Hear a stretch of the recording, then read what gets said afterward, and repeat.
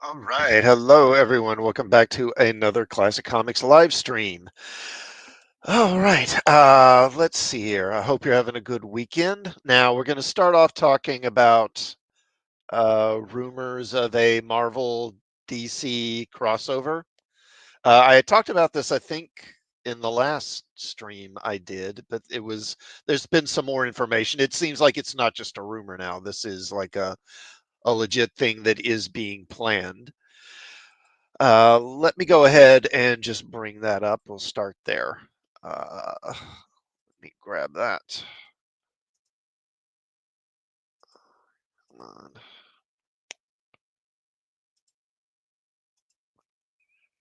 on. Okay, here we go. All right. And hello, Gwagmar. Hey, how you doing, man? Good to see you. Thanks for stopping by. Okay. All right. So this is from thatparkplace.com. So, DC versus Marvel crossover movie could be on the horizon with James Gunn and Russo brothers leading the charge. In the ever evolving world of superhero cinema, few ideas spark as much as excitement and skepticism as a potential cinematic crossover between DC and Marvel. Recent reports from Comic Con have ignited fresh speculation, with an insider claiming that active discussions are underway for a DC versus Marvel movie involving key figures like DC Studios co CEO James Gunn and Marvel's directing duo, the Russo brothers. This rumor, first reported by Cosmic Book News, I think that's the story I reported on last week, maybe, points to behind the scenes talks fueled by recent comic book collaborations between the two rival universes. And I'm guessing that's a reference to the Marvel DC comic book crossovers that are coming out later this year. I think there's a Batman Deadpool is the first one, but there's going to be some others coming out after that. According to the report, a Hollywood insider spoke with Cosmic Book News' Matt McGloin at San Diego Comic-Con, stating that conversations about a big screen clash or team up between Marvel and DC heroes are not just fan wishful thinking, but active discussions. The source specifically named James Gunn, who oversees the DC universe after a successful tenure at Marvel with Guardians of the Galaxy, and Joe and Anthony Russo, the directors behind Marvel blockbusters like Avengers Infinity War and Endgame. The insider highlighted the recent announcement of a Deadpool Batman. Oh, there you go. Yeah. Comic crossover is a quote sign that intercompany collaboration is closer than anyone thinks. And probably because both of these companies are getting increasingly desperate because they keep losing money on movies and the comics ain't selling worth a crap. And there's a limit to how much money even these corporations can lose before they start going, we got a problem. And we need to make some actual cash here. At the same Comic Con event, DC and Marvel unveiled a variant cover for Deadpool Batman #1, featuring Deadpool wielding the Infinity Gauntlet, of course, alongside characters from both universes. This comic, set to release later this year, boasts an all-star lineup of writers, including Zeb Wells, Kevin Smith, Kelly Thompson, Chip Zdarsky, Al Ewing, and Frank Miller. Huh. I was surprised to see Frank Miller in there. With artists like Greg Capullo, Adam Kubert, Guri Hero, Terry Dodson, Dick Ruan, and Frank Miller contributing. Most of those names do not excite me, I gotta say.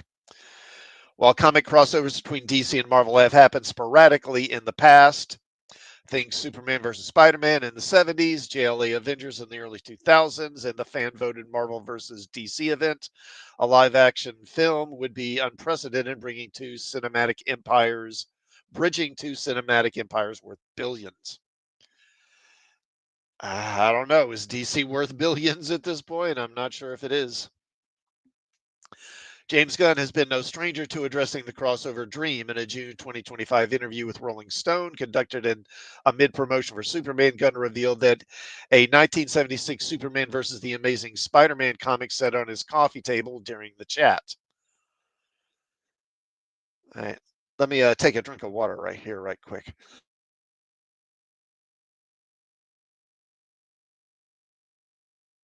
Okay. He mused, quote, "At some point it feels like it's going to happen in the movies, doesn't it? Maybe it's 10 years from now." He emphasized the need for authenticity. "We've talked about it a billion times, but just having Spider-Man and Superman team up isn't going to do it if it's shit. So it's got to come from a real place, and it's really hard to make that work." Gunn stressed that any such project must stem from genuine passion, not commercial pressure, adding, quote, "If I were to write a Superman versus Spider-Man movie, it would have to be under someone who thought it was going to be awesome and wasn't just a cash grab." And I think that's interesting because personally, my general feel is that Gunn did that Superman movie basically just because they threw a ton of money at him. I got the impression he really wasn't that into Superman and really isn't that into doing it. But DC, I would compare it to uh what's his face, the guy that directed the Joker movie. He made that movie and it made a ton, and then Warner Brothers, particularly Zaslav, wanted another one, but he didn't want to do another one, and they just kept throwing more and more money at him. I think he wound up being paid, what was it, like 30 million or something crazy like that, and it was crap. And the Superman movie, I wouldn't say I never saw Joker 2 because I just heard nothing good about it. But all everything I've heard is that it was really bad. Superman, I mean, I wouldn't say it's a terrible movie, but it was lackluster, and I didn't feel like there was a lot of enthusiasm on the part of Gunn for the Superman character. It felt like he really was trying to almost, I don't know if sideline Superman is the way to put it, but he clearly wasn't terribly interested in writing about Superman. At least that was my impression. So for him to say these things, it's like, well, yeah, okay, but you're basically I think you pretty much did the exact same thing you're sitting here talking about. Earlier in an Empire magazine interview tied to Guardians of the Galaxy Volume 3, Gunn noted that his dual experience at Marvel and DC makes a crossover, quote, "more likely now that I'm in charge." However, he tempered expectations. Quote, "That's many years away, though. I think we have to establish what we're doing at DC first. I would be lying to say we haven't discussed it, but all discussions have been very, very light and fun." So just kind of along the lines of, hey, would it be cool if we did such and such? Or at least that's kind of how I read it. These statements align with the Cosmic Book News report suggesting talks exist but are far from fruition. The Russo brothers, fresh off directing Avengers Doomsday and Secret Wars, are reportedly part of these discussions. Their involvement makes sense given their track record with ensemble casts and multiverse spanning epics. However, Marvel Studios president Kevin Feige has remained silent on the matter, and no official confirmation has come from either studio. Skeptics point out that while Gunn's comments keep the door open, logistical hurdles abound. DC is still building its rebooted universe with films like Superman and Brave and the Bold, while Marvel is knee deep in Phase 6 and beyond. A crossover could be a decade away, aligning with Gunn's 10 years estimate. While the idea of seeing Batman square off against Captain America or Wonder Woman alongside Black Widow is thrilling, this remains firmly in rumor territory. Cosmic Book News is exclusive, while intriguing as a rumor should be treated as such for now. If talks are indeed happening, fans might wait until the 2030s as both universes solidify their foundations. In the meantime, the Deadpool Batman comic offers a taste of what's possible. As Gunn put it, any crossover must come from a real place. Until then, superhero enthusiasts can dream and debate about the ultimate showdown. Stay tuned for updates as this develops. Yeah, so as they kind of point out here, I mean, so the DCU is just getting started, and they're going to have to bring back, they're going to have to establish a new Batman in the DCU, which I assume they're going to do, and then Wonder Woman and like Flash and Green Lantern and Aquaman, I would think at the very least. If you're going to do a Marvel DC crossover, you'd have to at least bring them all back and get them established before, because I mean it wouldn't, I mean if you did it say in a couple of years, I mean you hardly have any characters to share. So obviously they got to get this DCU established and up and running first. And as I think I reported, talked about, well, not reported, but talked about last week,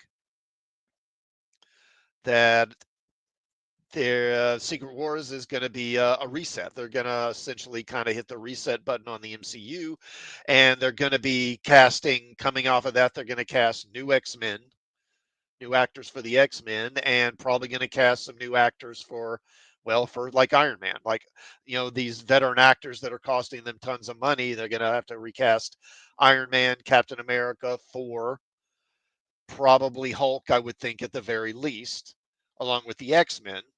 So you got to do that and bring all them in and get them established. So yeah, it's going to be years before that would really make any sense to take this step. It's exciting to think about, though. Wagner says 10 years ago I would have been all for this, but now they have lost most of the talent that made the MCU great, and all the characters would have to be recast, right? Yeah, well, I do think that definitely,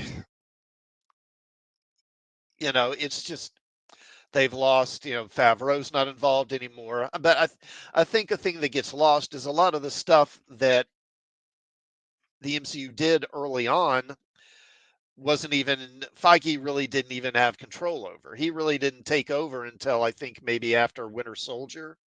I think it's after that that he kind of really took over. And what was his name? Perlmutter? Ike Perlmutter, I think. He had been running Marvel Studios up to that point, and he got ousted.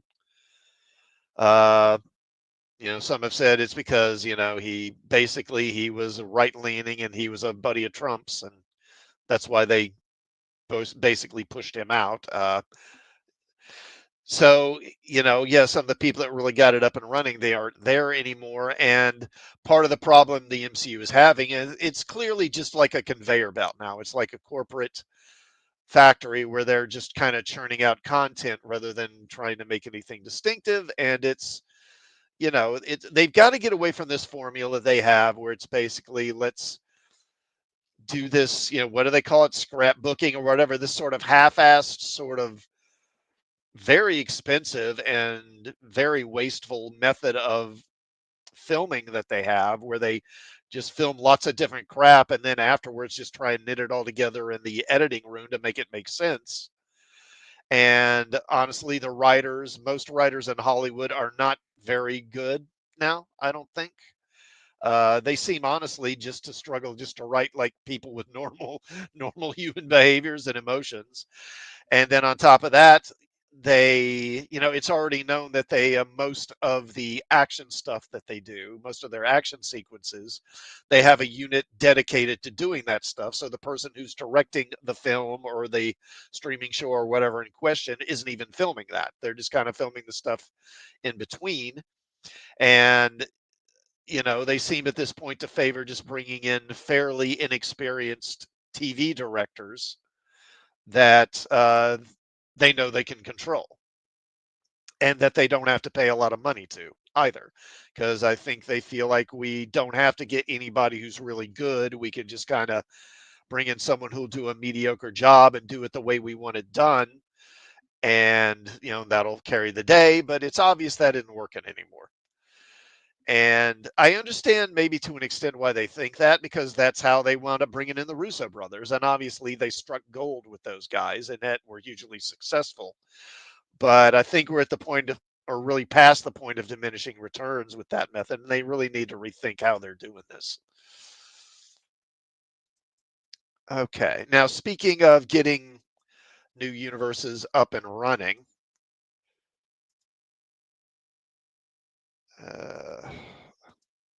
because this next story kind of points to that. Okay, and Guagnar says, and as to comic book crossovers, they need to bring in some classic talent. Most of announced writer artists don't interest me. Yeah, agreed. Most modern writers, I don't like. I think most of them, they're mediocre at best, if not bad. They do have some nice artists lined up. Again, Frank Miller's kind of surprising for his his inclusion. And he is a classic talent, certainly, but I mean, honestly, Frank Miller's just a shadow of what he once was. His art is not good anymore. I'm not sure what happened with the guy, but I don't know, man. It's like kind of like after the mid 80s or late 80s, his art started taking a downward trajectory. Excuse me. And it's just gotten worse over the years. And his writing ain't much better. Okay, so this is from comicbook.com. James Gunn teasing a major Justice League Heroes DC debut in the way. Superman doesn't feature appearances from other Justice League heroes, but James Gunn is teasing the potential arrival of one of the team's most prominent members. As Superman continues its box office run, the DC Studios co-head is encouraging fans to see it again on the big screen with a clever reference to larger DC Comics mythology. On his official X account, Gunn shared a series of images featuring various Chaco's products that exist in the DC universe. Moviegoers should take an interest in Gunn's post caption, which serves as a nod to a fan favorite character. Just to jump to the point here, so he put out this tweet. Certain Martian will be happy to hear Chaco's is going strong in Superman. It shows these images of Chacos, which are basically kind of like the DCU version of Oreos. Obviously, they can't call them Oreos because they'd probably have to pay for it. And back in the 80s, when they were doing the whole Justice League International run, that kind of era, they established, and that whole run was kind of very humorous, lots of tongue in cheek humor and stuff. The Martian Manhunter was a part of that team, and one thing they sort of added to his character was that he basically was an absolute fiend for Chacos. He loved them and was always eating them. So this is obviously kind of suggesting that, maybe Martian Manhunter's on the way. And if Martian Manhunter's on the way, well, he's primarily a Justice League member, so that would certainly suggest that the Justice League, if he's coming along, the Justice League can't be far behind. Let's see. Chacos don't feature prominently in Superman, but a billboard advertising for the company is seen in the film.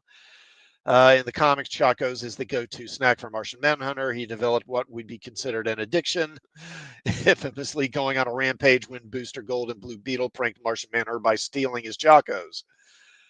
Martian Manhunter was then able to buy more because Booster and Blue Beetle purchased entire stores worth of packages. Martian Manhunter hasn't appeared in the DCU yet, but some audiences might be familiar with the character. Harry Lennox's Calvin Swanwick was revealed to be the DC Extended Universe's Martian Manhunter. Lennox got the opportunity to bring the character to life in Zack Snyder's Justice League. That marks the only time Martian Manhunter has been in a live-action film that has been adapted in other mediums. Yeah, there have been a couple of different, two, maybe, I think there's been at least 3 different versions of him on TV. Live action, I'm saying, I'm not including cartoons. While Gunn's post doesn't confirm Martian Manhunter's arrival in the DCU is imminent, it still invites speculation that the character could be featured in an upcoming project soon. It wouldn't be surprising to see Martian Manhunter become part of the franchise at some point. He is one of the original members of the Justice League, making him one of DC's most important characters. Since he hasn't truly been featured in live action before, his inclusion in the DCU would be an exciting development, giving viewers a chance to see the hero who hasn't been explored in depth on screen before. The biggest question is when could fans see Martian Manhunter? Since taking over DC Studios, Gunn has maintained that no project will begin production before a script is completed. There are several DCU projects at various stages of development, but it's too early in the process to say if Martian Manhunter will factor into any of them. The Justice League doesn't exist in the DCU yet, so it could be a couple of years at least before Martian Manhunter makes his DCU debut. Whenever that comes to pass, he should be able to snack on some delicious Jocos.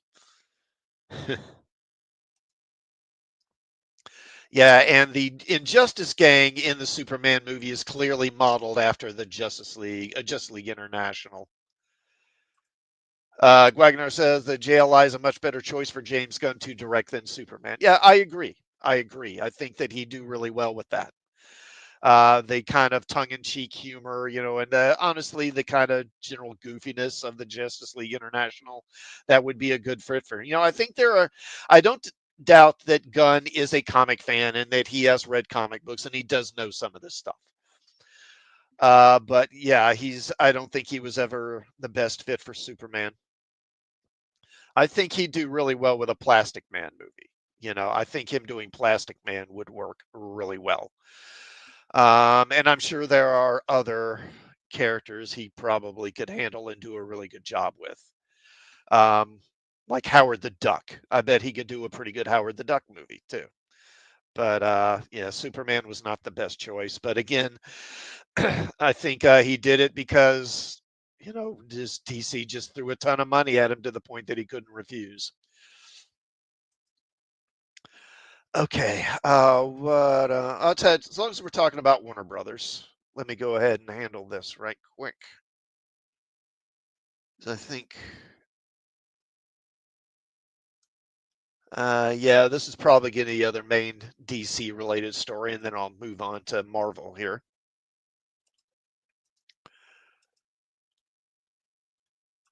And this is from Variety. Warner Brothers Discovery announces post-split company names and executive leadership teams. And again, this is a story I've touched on before, talked about. Warner Brothers Discovery announced corporate names and senior leadership appointments for when the company separates into two entities, expected to be completed in mid-2026. And I talked about this, I don't know, I think it's been maybe a month or so ago, something like that. Streaming and studios, which will house Warner Brothers Television, Warner Brothers Motion Picture Group, DC Studios, HBO, HBO Max, and Warner Brothers Gaming Studios, as well as their film and TV libraries, will be called Warner Brothers. According to WBD, that's in, quote, honoring the legacy of more than a century of industry defining storytelling. Yeah, that makes sense. Global networks, which will include WBD's entertainment, sports, and news TV brands worldwide, including CNN, TNT Sports, Discovery, and free-to-air channels across Europe, as well as digital products such as Discovery Plus streaming service and Bleacher Report, will be called Discovery Global.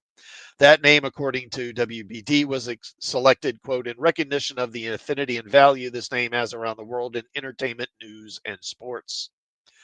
As previously announced, Warner Brothers will be led by President and CEO David Zaslav, currently President and CEO of Warner Brothers Discovery. Discovery Global will be led by Gunnar Wiedenfels. I guess that's how you say it, currently CFO of Warner Brothers Discovery, who will serve as president and CEO.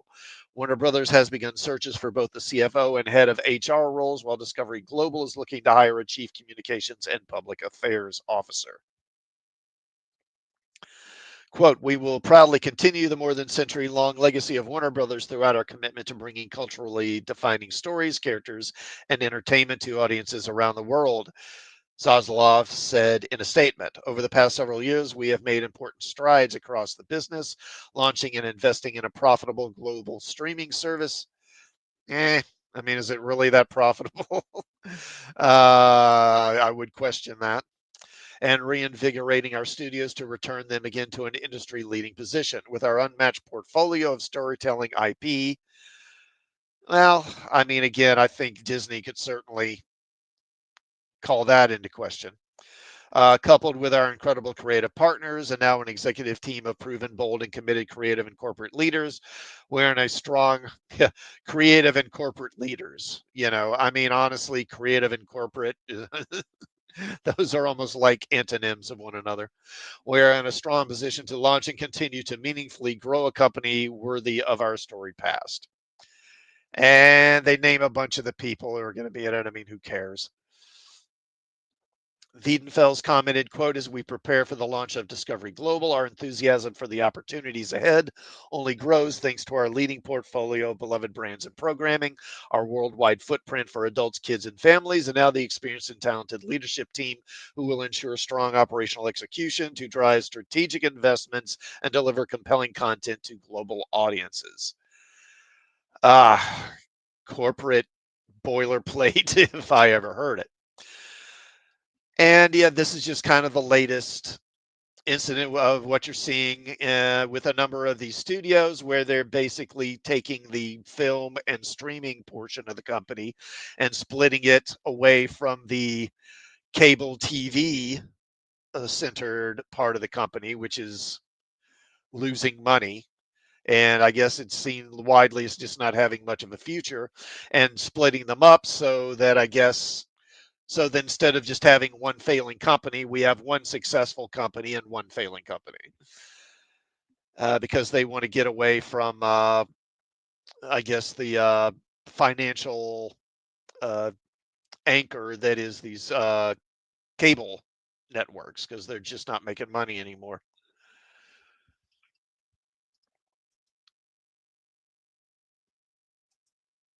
Okay. All right. We'll focus a bit more on Marvel here.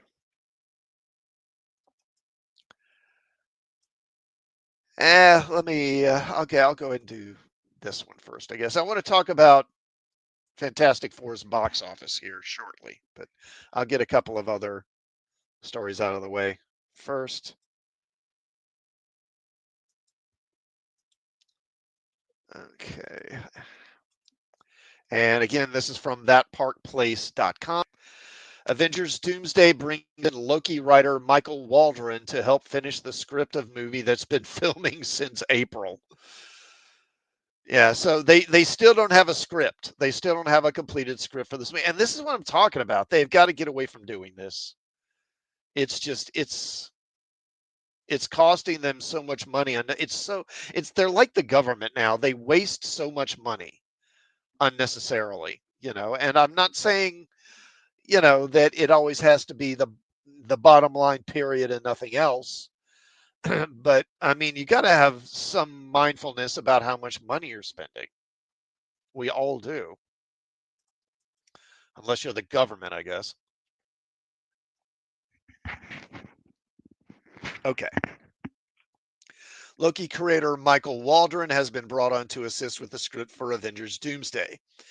Yes, that means the script for the next massive Marvel team up film isn't even done yet, even though principal photography has been underway since April 2025. This development, confirmed by Marvel Studios president Kevin Feige, highlights ongoing revisions to the screenplay during production, a practice that has plagued recent MCU projects and doesn't inspire confidence in the film's outcome. With echoes of the troubled production of Captain America Brave New World, which underwent extensive reshoots and rewrites after poor test screenings, fans and industry watchers are questioning whether Marvel is repeating past mistakes in what should be one of its flagship blockbusters. Kevin Feige revealed in a recent interview that Stephen McFeely, one half of the writing duo behind Avengers Endgame, is leading the script for Avengers Doomsday, but Waldron is now contributing to the effort. Quote, there's plussing happening every day on set right now, and it is amazing to watch, the Marvel boss said. Loki creator Michael Waldron is now also working on it. Yeah, I think plussing isn't that what they call this sort of method of production that they have now? Waldron's return suggests the current script needed bolstering even as cameras continue to roll. Maybe because it wasn't done yet. Not only is the script not done, but the company is bringing new creative voices in 3 months into principal photography, which isn't promising. Waldron, known for his work on Loki Season 1 and Doctor Strange in the Multiverse of Madness, has a mixed track record with Marvel. Yeah, so Waldron, I guess, is the guy that brought us Sylvie, the female Loki. So we have him to thank for that. While Loki was initially praised by some for its inventive storytelling before baiting and switching the show to be about a female variant, Multiverse of Madness drew criticism for uneven pacing and controversial character arcs, particularly for Wanda Maximoff's Scarlet Witch, plus attempting to bait and switch the film to be about a new female character in America Chavez.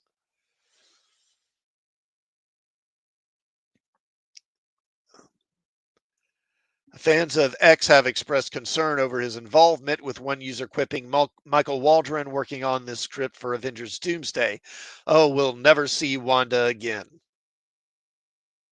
Another urged Marvel to reconsider, saying, like and retext this or retweet this if Michael Waldron writing your face will make you skip Avengers Doomsday. Feige's admission that the script is still evolving on set, a process he describes positively, raises red flags given Marvel's recent history. Avengers Doomsday entered production in April 2025 at Pinewood Studios in England with a sprawling cast including returning MCU veterans and Robert Downey Jr. as the villainous Doctor Doom. Marvel officially announced the start of filming around early April, with reports confirming cameras were rolling by April 2025. The film is slated for a December 18, 2026 release, following a delay from its original May 2026 slot. And I'm just going to say, don't be surprised if this gets delayed again. I wouldn't be surprised if it gets pushed back even further. Script revisions during filming aren't uncommon in Hollywood, but for a high stakes tentpole like this, expected to kick off the MCU's multiverse saga climax, they can signal deeper issues. Feige has pushed back against claims that Marvel starts production without a complete script, insisting in the same interview that the studio has, quote, never gone into production without a full script. However, the ongoing plussing, which is industry slang for enhancement and tweaks, and Waldron's late addition contradict that narrative, suggesting the screenplay wasn't as ironclad as claimed when filming began. This approach has proven costly before.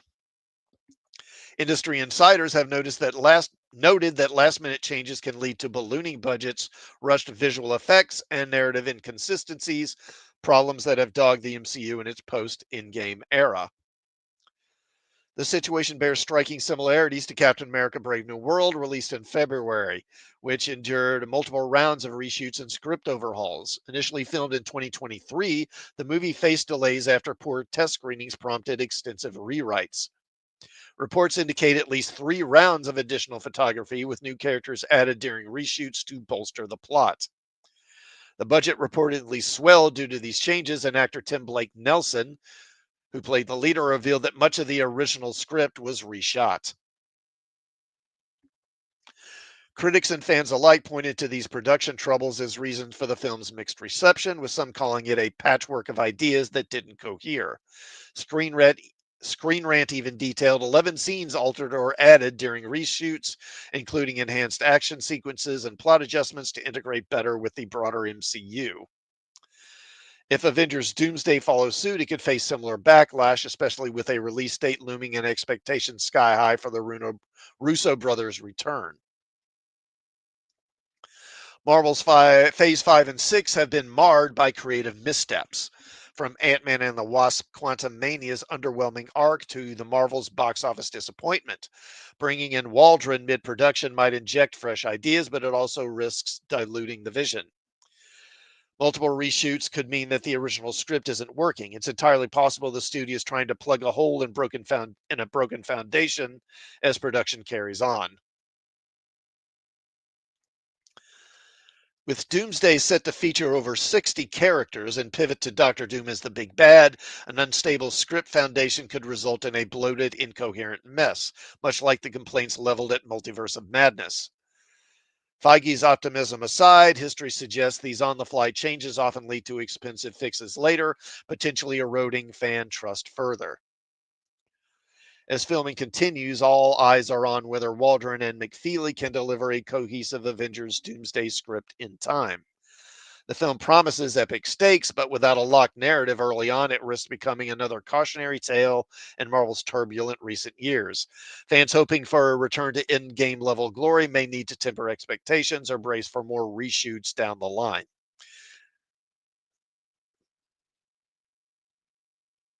For now, the multiverse hangs in the balance, and Marvel's script drama shows no sign of resolving anytime soon. Yeah, so it just seems like it's a real mess. And again, bringing in, turning to the guy who gave us female Loki to fix the script doesn't exactly instill me with a lot of confidence. It's just kind of like, great. Then what are we going to get? All right, let me take a drink of water again, right quick here.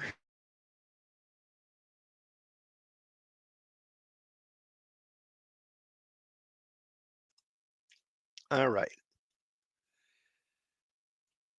Now, as noted, Doomsday and then Secret Wars, I talked about that, I guess, last week. That's going to lead into a kind of not a full reboot, I think, but kind of a quasi reboot for the MCU.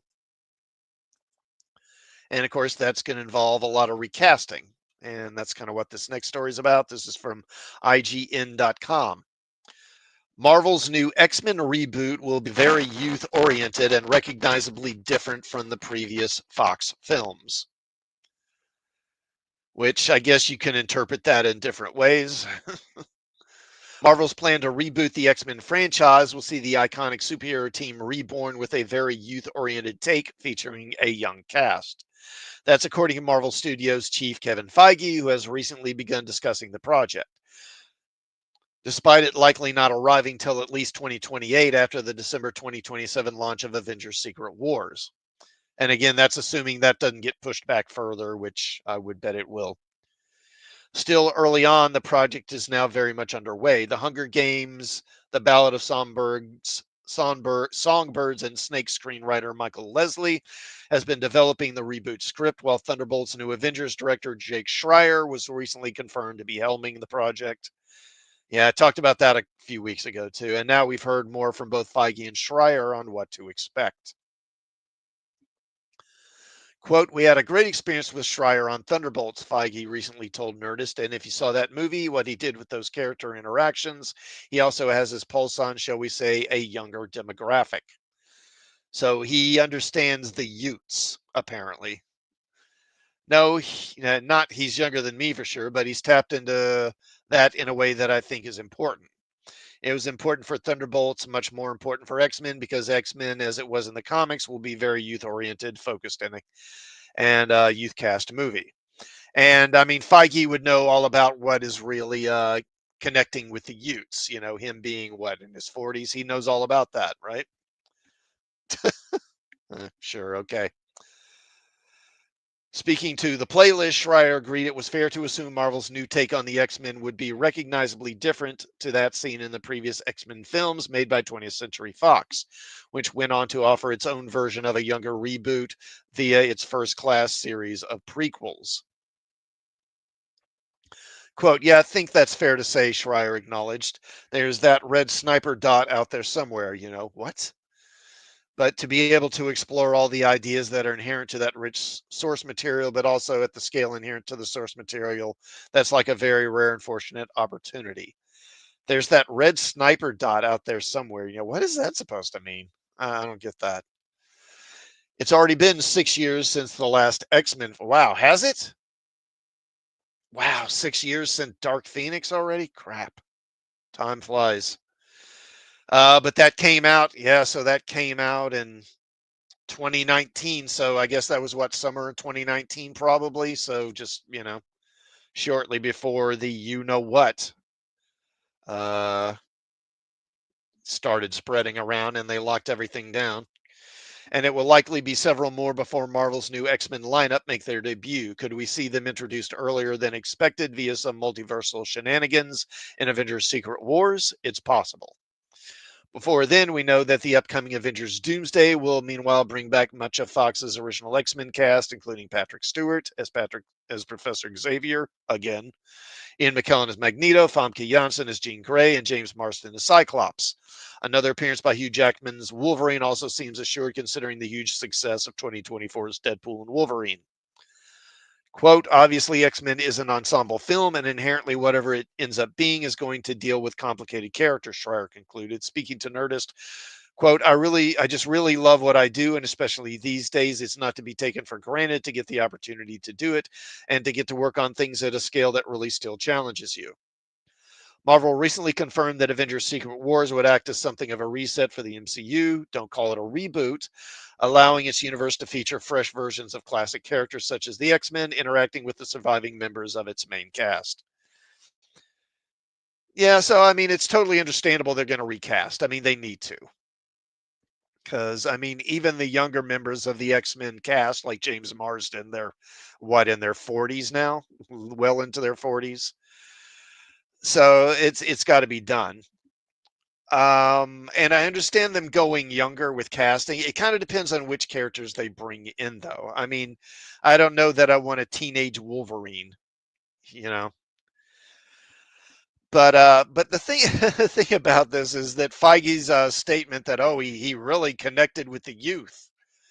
Schreier really connected with the youth. It really gets the kids and understand what makes them tick. Yeah, I guess you could say that from Thunderbolt's overwhelming success. I mean, it was pretty much, I don't want to call it a flop, but it didn't do very well. So again, him making that statement is kind of, I don't know. I don't know where he's getting that from. All right, now speaking of flops, like I said, I wouldn't go as far as to say Thunderbolt was an outright flop, but Fantastic Four, it's kind of looking like it. Okay, this is from Variety. Box office for Fantastic Four braces for big second weekend drop. The Naked Gun locks up 6.3 million debut.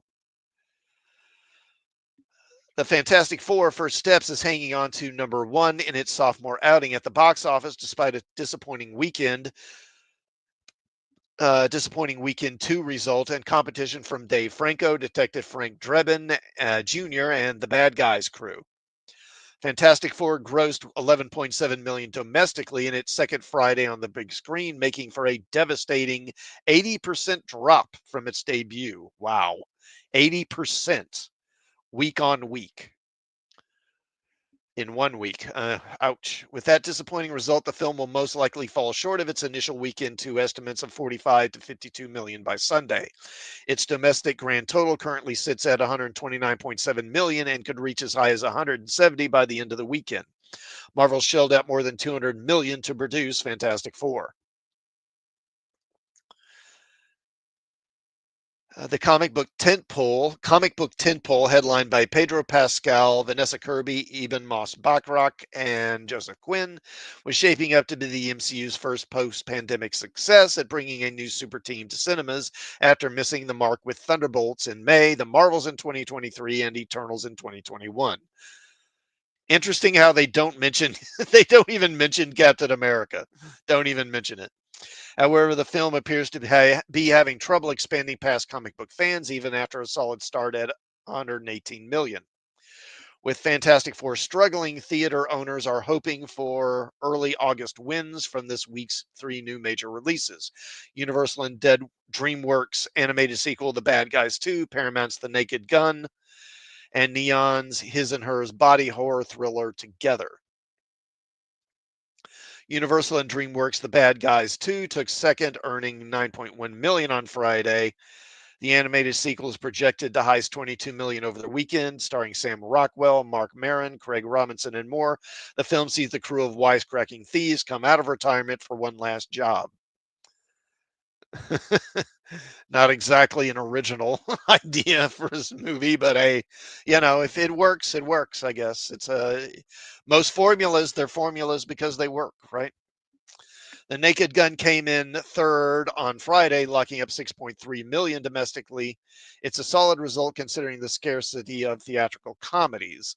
The film, which boasts a slim 85-minute runtime, looks to gross 16.5 million by Sunday. Naked Gun sees a typically brooding Liam Neeson in the role of Detective Frank Drebin Jr., who must solve a murder to keep the police squad from shutting down for good. Other cast members include Pamela Anderson, Paul Walter Hauser, CCH Pounder, and Kevin Durand.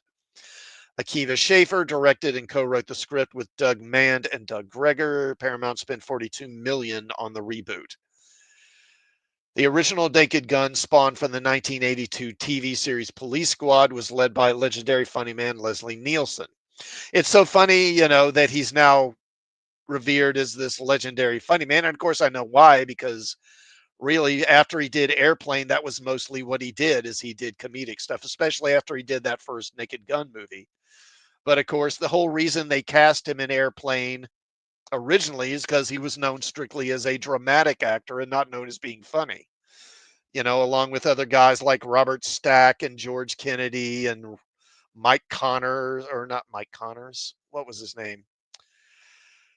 Oh, what's his name? The guy that played the rifleman.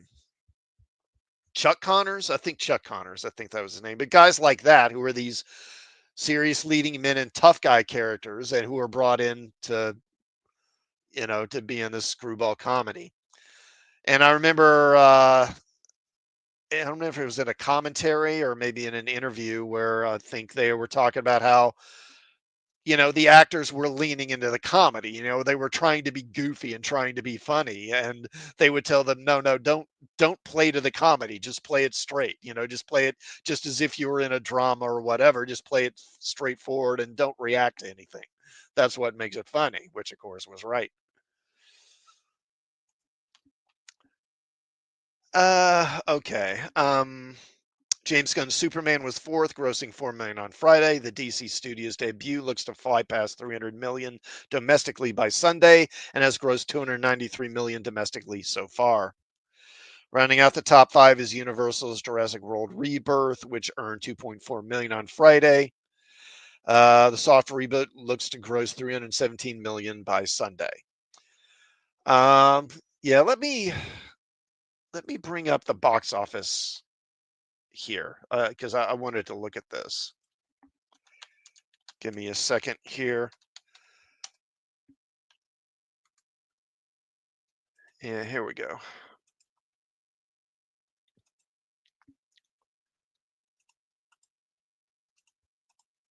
Okay.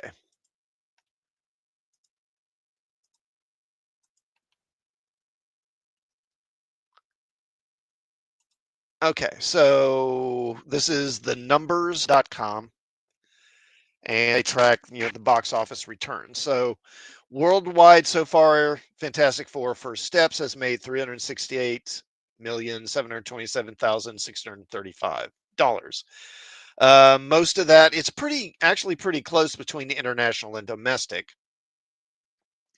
It's made 170,300,000 internationally so far. Domestic 198,427,635. Which I mean, for a Marvel movie, that's not that great. Not great. And I would emphasize this by comparing it with Superman. So let me bring up Superman here.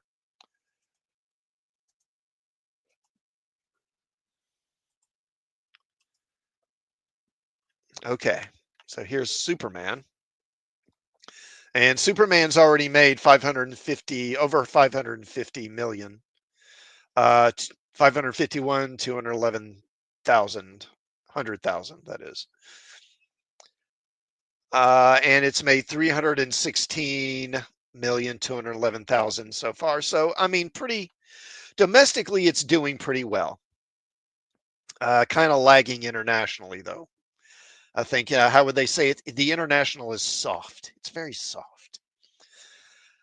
But what I would point out here is that, so Fantastic Four is in its 10th day in release. So by comparison, this is where Fantastic Four would be at. But as you see, Fantastic Four, and this is just domestic, by the way. This is just the domestic stuff. But domestically, Fantastic Four, it looks like may not even get over 200 million. I think currently it had at what 198,600 or 198,600,000 something, right? Whereas by comparison, Superman at that point was already over at 236 million. So it's at close to 40 million more already domestically than what or I'm sorry, let me start over. Fantastic Four is already nearly 40 million behind Superman at that same point in its release slate. So, I mean, I don't see any way this thing's going to do well because Superman itself is kind of, I mean, it's doing well, but it's not doing great. And so it's kind of hard to look at that and say that Fantastic Four isn't, particularly by the standards of a Marvel movie, how it isn't, it isn't a flop. I mean, if the international market was really doing great for it, that might help. But it's like it's not even doing that great. Even the international market seems to be pretty weak for it. So Um, yeah, I mean it's 198,000. So I don't know. This thing will probably be lucky to make it to, what do you think, 350 million domestically, maybe? And then I don't know, tack on say another 200 million over. So maybe most it'll get to somewhere in the 500, 450 to 550 range. I'm guessing more towards 450. And when a movie costs 200 million, I mean that's not good. Okay. What do I want to hit next here?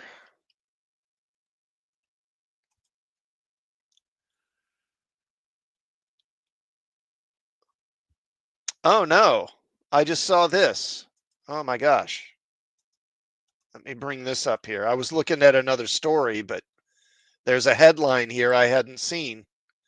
So this is from Variety. And of course, I was going to this for the article Tom Holland reveals Spider-Man brand new day costume. But if you see this headline up here, which I just saw, 1980s actor Lonnie Anderson of the hit TV series WKRP in Cincinnati has died. So we lost Lonnie Anderson. She's passed away at 79.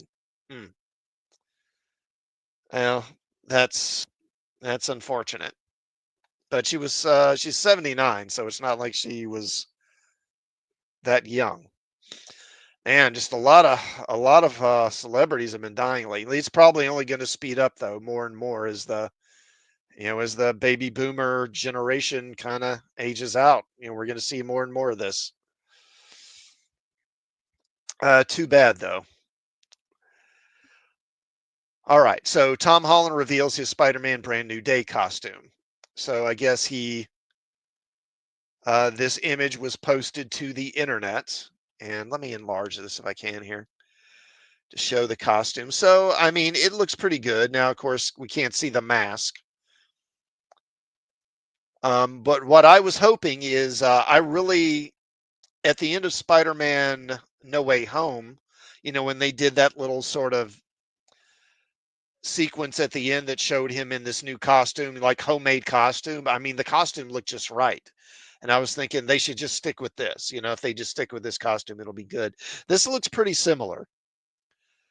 So I don't know if it's probably not exactly the same costume, but if it's pretty similar to that other one, then I think that's fine.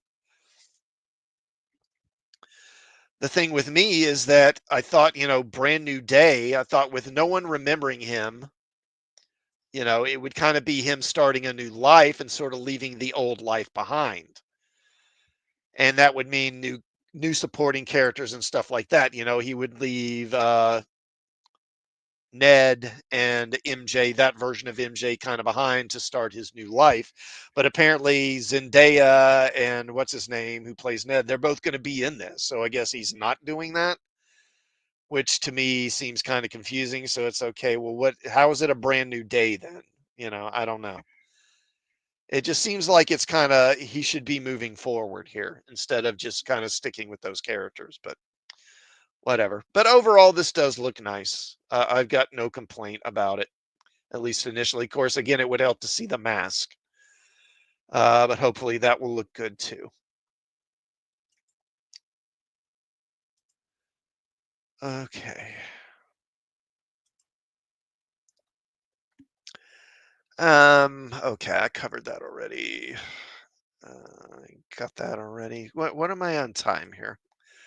Oh wow, I'm almost at an hour already. Okay.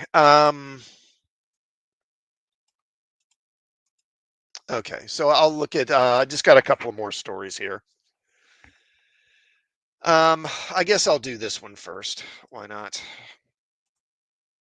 Since this is Disney related. And this is from thedirect.com. Lucasfilm says bye to Disney's historic 5-year Star Wars experiment. Star Wars experimental interconnected universe set in the High Republic era is now over. So they're ditching the High Republic to the sorrow of what, no one or almost no one. The High Republic Star Wars 5-year experiment in creating interconnected storytelling across multiple media officially ended with the release of a one-shot comic. The High Republic began in 2021 and in the coming years led to more than 24 novels, over 100 comic book issues, and more being released within that timeline. On July 30th, 2025, The High Republic The Finale was released. Subtitled The Beacon, the one shot comic issue marked the end of Disney and Lucasfilm's publishing initiative, The High Republic, which also ended the Interconnected Universes Phase 3. And I guess this is it here. Gee, I wonder why it got canceled. I can't imagine why. Uh, Cavan Scott, an author and mastermind behind the High Republic storytelling, wrote the issue. Mastermind, eh? Its official synopsis teased that, quote, one last celebration will take place, a decision is made, and that there will be a fate sealed. Multiple variant covers for the issue were already revealed, including one of Anakin Skywalker and Count Dooku during their duel on General Grievous's The Invisible Hand during a Revenge of the Sith for the film's 20th anniversary. As mentioned, the comics release is officially bringing the High Republic publishing initiative to a close. That does not mean the era will never be explored in Star Wars media in the future, just that the interconnected story known as the High Republic is now over. Not if they want to make money. Despite the initiative only being around for half a decade, the High Republic managed to achieve quite a lot with its storytelling in just a few years.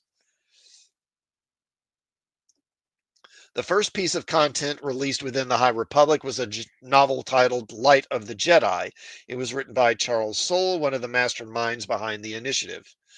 Before that, the High Republic was known as Project Luminous, which was started in December 2018 when a group of Star Wars authors, including Claudia Gray, Charles Soule, Cavan Scott, Justina Ireland, and Daniel Jose Older, is that how you pronounce that? Older, visited Skywalker Ranch. While there, Lucasfilm filled the group in on its plans, but reinforced that the group would be given an entirely clean slate to tell an overarching story. The High Republic was first announced in February of 2020. All fans knew about it was that it would be a series of novels and comics, a publishing only initiative set 200 years before the Phantom Menace.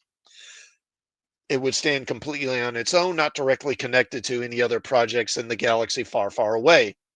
As time passed, fans learned more about the High Republic. Eventually, it was confirmed that the overarching story would be broken up into phases, just like other interconnected franchises like the Marvel Cinematic Universe.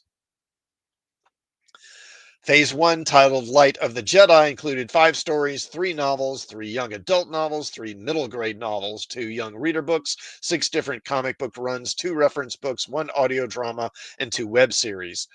Phase 1 began in January 2021 and lasted until March 2022. Phase 2, titled Quest of the Jedi, was set 150 years before Light of the Jedi. So it served as a bit of a prequel to the franchise, as a prequel to the prequel, in other words.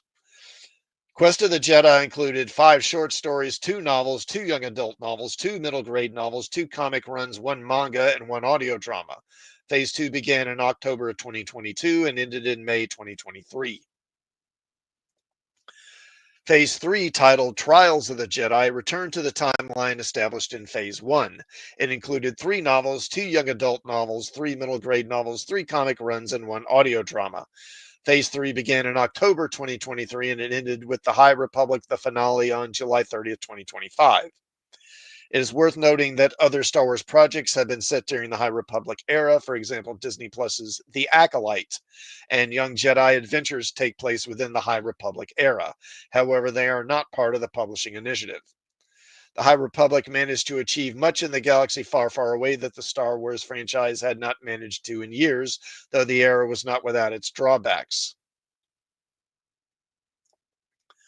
Like any franchise or group of stories, the High Republic had its share of highs and lows. Some parts of the initiative were handled better than others, but Lucasfilm can study everything that the High Republic did in the future. One of the best parts of the High Republic is that it was set in an era of the Star Wars galaxy that was untapped in canon. For some reason, Lucasfilm wants to continue telling stories within the same 50-year period during the Skywalker saga. Fans have made it clear they would like to see other stories set in different eras of the galaxy far, far away, and the High Republic pioneered this. Another major positive of the initiative was that it brought together a core group of writers and allowed them creative freedom to build the entire High Republic franchise.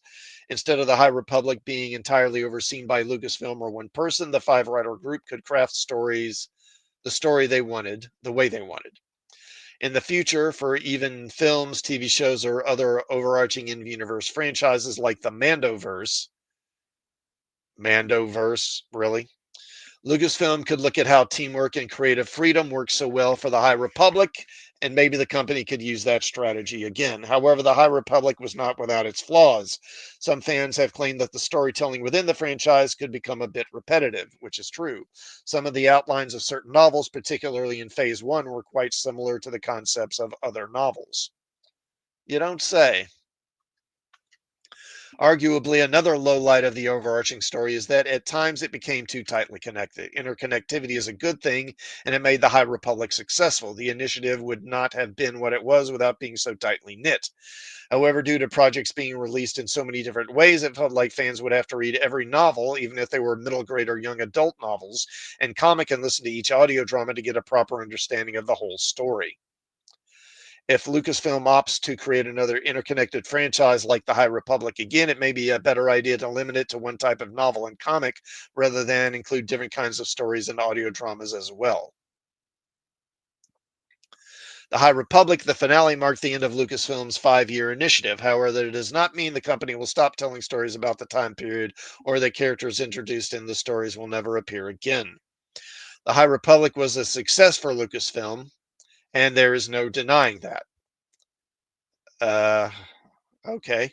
I mean, if you say so. Of course, if it were such a big success, you would think they would keep it going. But hey, what do I know? It would not be a surprise if Lucasfilm were to announce a new comic series set in the High Republic, or even a standalone novel where readers could catch up with their favorite characters. However, it is also possible that the High Republic could be adapted somehow. Star Wars has historically found success with its animated TV shows, the most notable being the Clone Wars and Star Wars Rebels. Telling the story of the High Republic in live action would take a lot of movies and Disney Plus shows, and frankly, it would be just too expensive. However, if done correctly, an animated series using the Clone Wars or Rebels animation style to bring the High Republic novels and comics to life could potentially be a major win for Lucasfilm. It is also possible that an animated series featuring the characters from the High Republic era will be released. Still, it would tell new stories instead of ones established throughout the initiative. The High Republic will most likely be explored again. It may not receive the same treatment it received during the 5-year experiment, but it would be shocking if it didn't return. Uh, would it? I mean, I don't know. I've never really looked at the sales on the novel, so I mean, I honestly can't say, but I never heard about any of this stuff being particularly popular or selling particularly well. I can bet you money the comics didn't sell. I'd bet money on that. And again, if it did so well and was so successful, why are they ending it? So, I mean, them touting this as this big success uh, yeah, seems like a dubious claim. Wagner says it's only an experiment because it failed. Yeah. Okay. What are we at? 105. Okay, so one more right quick. And this is just, what do you say? This is just awful. Let me bring this up here. And this is from gizmodo.com. Star Trek Strange New World gets Muppet Fever in season 4. Uh, just look at this. Just look at this crap. Star Trek Strange New Worlds has done a lot of odd things in the course of its 5-season mission. We've had musicals, fantasy episodes, full-on horror adventures, and even a murder mystery is on the horizon. However, now the show is boldly going in another kooky direction, a puppet episode. Announced today during Trek's blockbuster Hall H panel at San Diego Comic-Con, Jordan Canning, who directed season two's Charades, but perhaps more crucially here, also directed the seven episodes of the Fraggle Rock revival. He also directed 7 episodes of the Fraggle Rock revival, Back to Rock. Will direct an episode of the upcoming fourth season of Strange New Worlds that will see the crew of the USS Enterprise turned into puppets. Anson Mount's Captain Pike beamed into the convention to let fans know, well, kind of. Do I want to play this? Sure.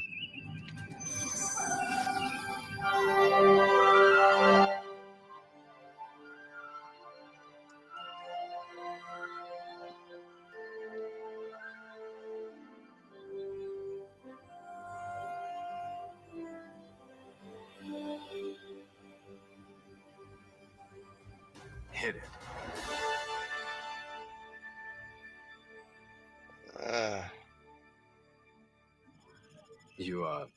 You heard me say hit it, right? Spock? Anyone?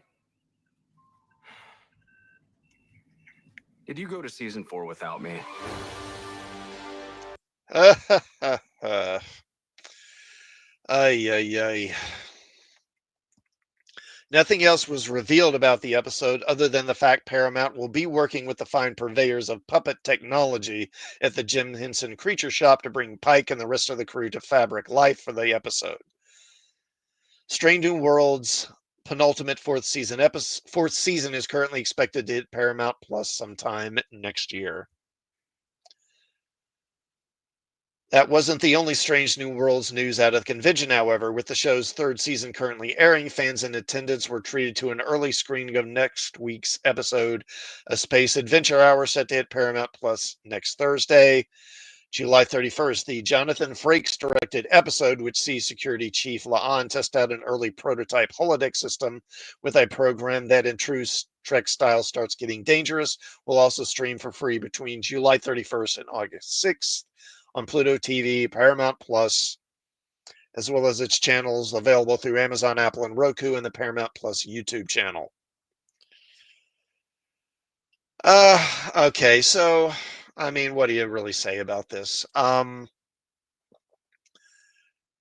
Quagnar says, wow, how original. This is at least the second time they have ripped off a Joss Whedon series. Exactly.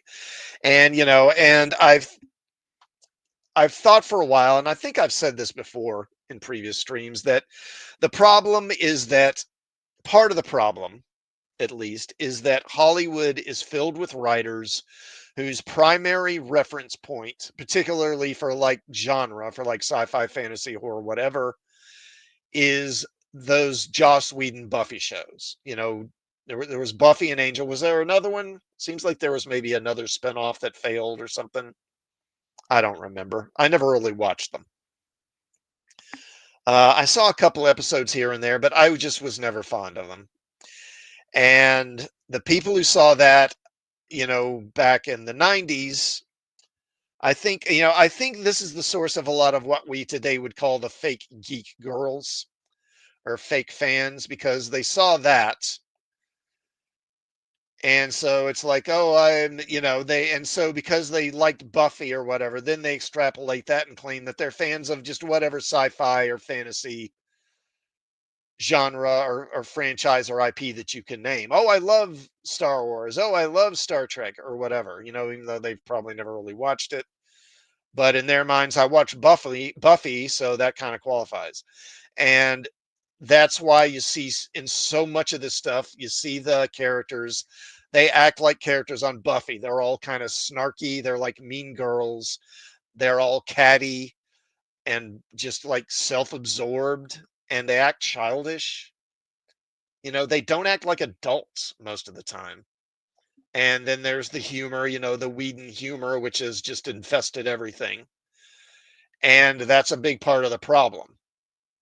And I think that is cemented by the way Star Trek has been, as you mentioned, Wagner, just copying episodes of Whedon's shows. We already had the musical episode. Why? Because Buffy had a musical episode. And now we're getting a puppet episode. Why? Because Angel had a puppet episode. That's why. Oh, Lord. And Wagner says he also did Firefly Dollhouse and Dr. Horrible's Sing Along blog. Yeah. And look, and I liked Firefly. I did see Firefly and I thought it was pretty good. I don't think it's as great as some people make it out to be, but I liked it. But yeah, I mean, that guy, he is kind of like the source of so much of what I don't like in Hollywood's in the content that Hollywood is churning out now, because it's like so many of the people that are writing this crap, it's like that's all they know. They don't know any classic literature or even classic sci-fi, never mind classics like A Tale of Two Cities, or like knowing Shakespeare, or anything like that. But they don't even know like classic sci-fi. All they know, well, they know Buffy, Uh, anyway. Okay, I'm gonna go ahead and stop there. Let's get that crap off the screen so I don't have to look at it anymore. All right. So yeah, we're at the minute 12. So I'll wrap it up here. Thank you to everyone who tuned in during the stream.